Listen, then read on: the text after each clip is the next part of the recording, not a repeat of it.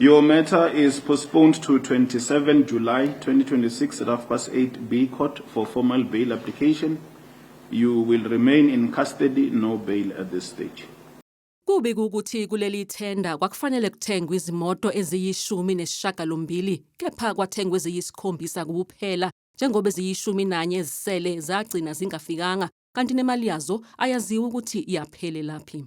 In 2023, a vehicle tender was irregularly awarded and implemented.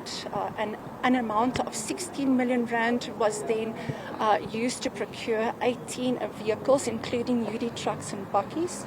From that tender, only 7 vehicles were delivered, which means 11 were unaccounted for. Uphiko oluphenya amacala okubulawa kosombusazwe iPKTT lwathola ukuthi ukubulawa kwawayebambe njengomgcini mabhuku kumasipala wasemfuleni uMartha Rantsofu kuyamene naleli icala kulandela ukube ihlaba umkhosi ngaleli tender ngoNdasa.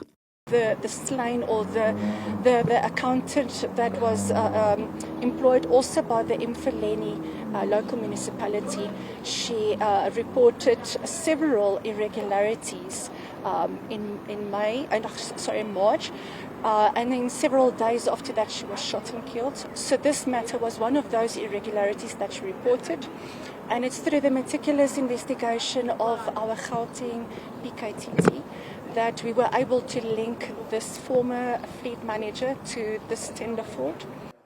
Amaphoyisa ayaqhubeka nokuphenya kanti athi kungenzeka kwengezwe amacala futhi kuboshwe abanye abathintekayo.